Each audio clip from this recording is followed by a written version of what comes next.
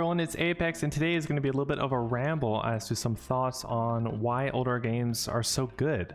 I was just thinking while I was playing old school RuneScape, which I don't play as much anymore, but I saw Settled's Tileman mode, which is a take on old school RuneScape where you're basically locking yourself to just some squares based off of how much experience you get. So you get more XP, then you can unlock more squares, maybe use total levels, so every total level you get a new square, and it totally changes the way you play the game.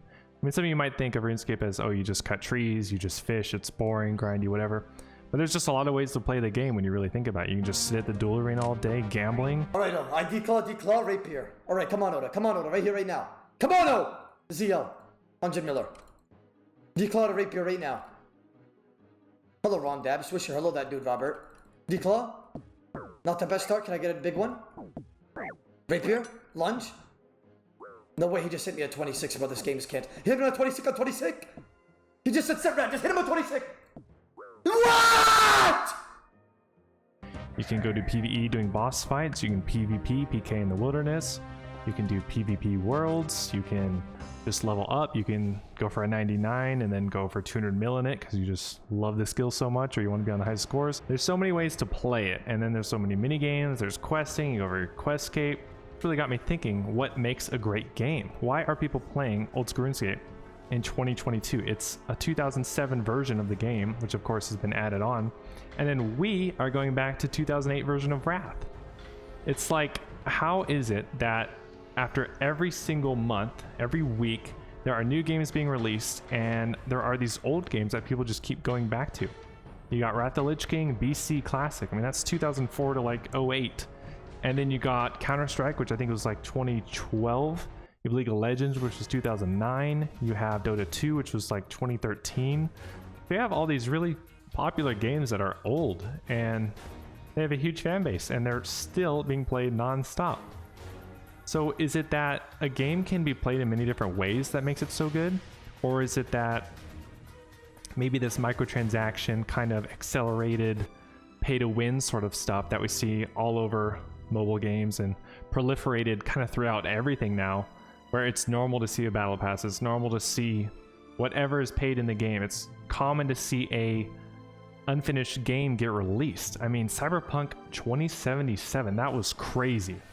The fact that that game was released with all the marketing they had behind it, and it had so many bugs, you could just be driving on the street and then a car would invisibly appear on your car, and then you'd explode into the sky and your car would explode. I mean, how does that get through testing on a AAA game?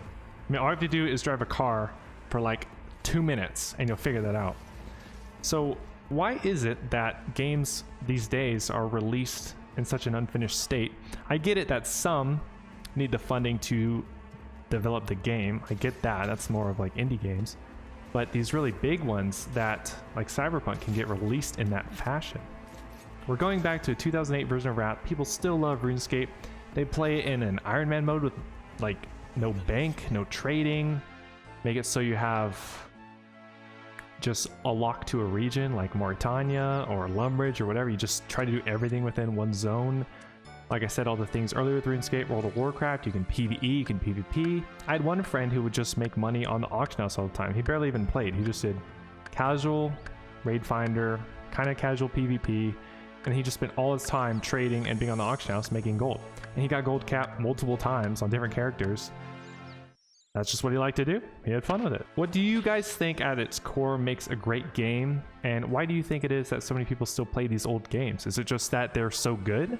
Or is there just not as much stuff being released lately? Developers may have changed. Maybe the people who are giving the developers money and giving them the paycheck so that they can do what they love, making games, is that they're pushing this agenda of just put whatever will make us the most money. Put in microtransactions, release the game early, cut this content, cut that content. I think that's part of it. It's obviously a very complicated puzzle. It depends on who is funding you, who is your publisher, and kind of your own development team, maybe how you've come along with the development. If you're way behind with everything, you're gonna do shortcuts, you're gonna make a lot of cuts, and that causes its own issues. And then we even have some super old games like Super Smash Bros. Melee, which came out in 2001. I mean, this game was a complete happy accident. They had no intentions of making it the super high skill capped, extremely complex frame-based game that it is today. People still play it over 2 decades later, and they have come out with what, like 4 or 5 Smash games since, and pretty much all of them have died except the most recent version. Once the newest one comes out, all the others die except for Melee.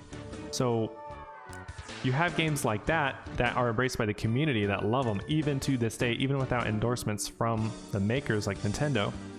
And then they were so into the game, after Melee they came out with Brawl, which people just did not like at all. It removed all the mechanics of Melee that people loved so much and made it so special. They even made a Project Melee, the community did, on Nintendo's Brawl version to make it more like Melee. It was that popular, and that's how much the fans wanted. They made their own game mode and tournaments around it with prize pools. So why is it that we then get a game like Ultimate, which looks beautiful, has amazing marketing, has so many characters, great characters as well, and they have the worst like netcode, which is the core of playing the game. You couldn't even play with people online. It would just teleport, lag everywhere, and pro players were complaining non-stop. You had to play on LAN everywhere, but of course, in this day and age, people aren't playing on LAN very often. Why is it that a company can't get behind such an obvious boon to their own product? They make something awesome, it ends up being something different than what they wanted it to, and it's something though that everyone loves. So why do they villainize themselves and make the whole community sad and dislike them? I mean, it's just bad for their products anyway. I mean, it leads to boycotting too. So there's other games like the old Nintendo 64, Super Mario 64. I mean, people speedrun this game nonstop. It's crazy. It's like you look at this game that has a few polygons to one character like Mario, and then the amount of depth and precision and skill it takes to speedrun that game is insane. So why don't they try to make that game themselves? Why don't they make something like that themselves? It's odd how developers will think. It's almost like they're in this own bubble of this is what it should be, anything outside of that is bad, even when it's clearly not bad as everyone likes it. So let me know in the comment section below why you guys think that we're going back to all these older games and they're still so popular. Is it just developers changing the way they make games, how they monetize them? Maybe it's a lens of nostalgia and we all just like the old games that we grew up with or something. I'm not sure what it is, but let me know what you guys think. And if you like this kind of video, please throw the video a like and subscribe, and I'll see you in my next one.